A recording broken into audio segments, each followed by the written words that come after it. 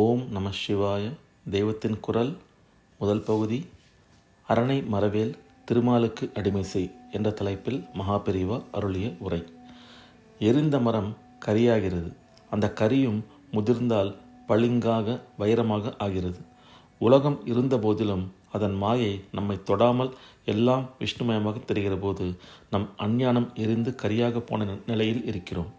திருமாலும் இதனாலேயே கருமாலாக இருக்கிறார். கரி வைரமாகிறது போன்ற நிலைக்கு, ஸ்பட்டிகமாகிற நிலைக்கு சுத்த ஸ்பட்டிக சங்காசமான பரமேஸ்வரன் தெய்வமாக இருக்கிறார். கரியும் வைரமும் வேறு வேறு அல்ல, இதுவேதான் அதுவாக இருக்கிறது. மகாவிஷ்ணுவும் பரமேஸ்வரனும் ஒருத்தரேதான்.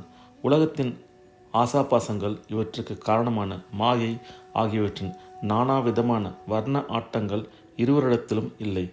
மகாவிஷ்ணுவின் கருப்பு, சிவனின் வெளுப்பு இரண்டுமே சயின்ஸ் படி 7 வர்ணங்களில் சேரவில்லை. சத்தியமான தத்துவம் மாயையால் வேறு விதமாக மாறித் தெரிகிற போதுதான் வர்ணங்கள் உண்டாகின்றன. இருப்பதை பொய்யாக மாற்றி சொல்வதை இங்கிலீஷில் கலர்டு வேர்ஷன் என்றே சொல்கிறார்கள் அல்லவா? கலர் வந்துவிட்டால் பொய்க்கு வந்துவிட்டோம் என்று அர்த்தம். கலர்களில் சேராத கருப்பு விஷ்ணுவிடமும் வெள்ளை சிவனிடமும் மனத்தை வைக்கிற வரையில் சத்தியத்தோடையே ஒட்டி கொண்டிருக்கிறோம். இறுதியான வெண்மைக்கு அடையாளமாகவே கரியையும் எரித்த பின் கிடைக்கிற விபூதி சாம்பலை சைவர்கள் தரிக்கிறார்கள். என்றும் நிற்பது எதுவோ அதுவே நீரு, திரு நீரு. விஷ்ணுமயமான உலகத்துக்கு அடையாளம் மண், மரம், செடி, கொடி எல்லாமே மண்ணிலே பிறந்து மண்ணிலே வளர்ந்து முடிவில் மட்கி மடிகிற போது மண்ணே ஆகின்றன. எனவே மண்ணும் முடிவான நிலைக்கு அடையாளமாக இருக்கிறது. இதனால்தான் வைஷ்ணவர்கள் திருமண் இட்டுக்கொள்கிறார்கள். திருநீரும் திருமண்ணும் ஒரே தத்துவத்தை தான் காட்டுகின்றன.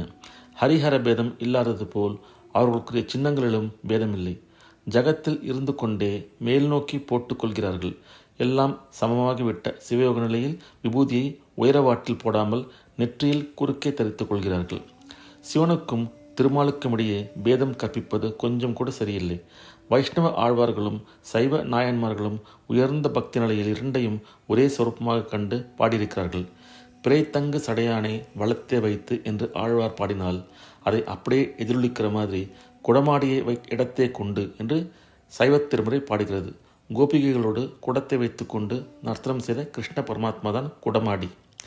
தமிழ்நாட்டில் ஆதி காலம் முதற்கொண்டு இந்த சமரசபாவம் இருந்து வந்திருக்கிறது.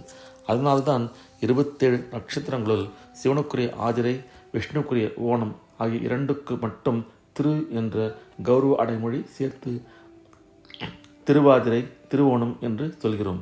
குழந்தையாக இருக்கிற போதே இந்த சமரச உணர்ச்சி ஏற்பட வேண்டும் என்பதால் தான் அவ்வைப்பாட்டி ஆத்திச்சுடியில் அரணை மரவேல் என்றும் திருமாலுக்கு அடிமை செய் என்றும் உபதேசம் செய்கிறாள். ஒரே தெய்வத்தை இஷ்டமூர்த்தியாக கொண்டு வழிபடுவதே சித்த ஒருமைப்பாட்டுக்கு உதவுவதாக தோன்றலாம். இதில் நியாயம் உண்டு. இதனால் இன்னொரு மூர்த்தியை தாழ்வாக எண்ணக்கூடாது.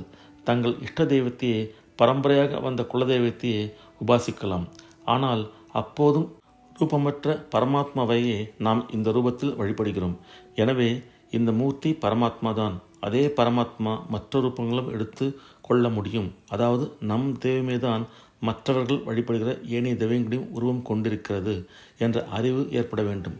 நம் தெய்வமே தான் மற்ற தெய்வங்களாகவும் உள்ளது என்று நினைத்துவிட்டால் நமக்கு அந்த மற்ற ரூபங்களில் பிடிப்பு உண்டாகாவிட்டாலும் கூட அவை நம் தெய்வத்தை விட தாழ்ந்தது என்ற எண்ணம் வரவே வராது.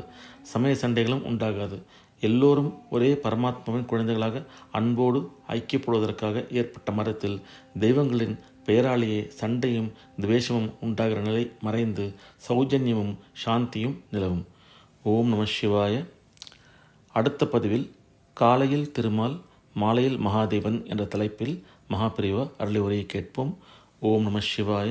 ஹரஹர சங்கர, ஜெய ஜெயசங்கர, காஞ்சி சங்கர, காமகோட்டி சங்கர.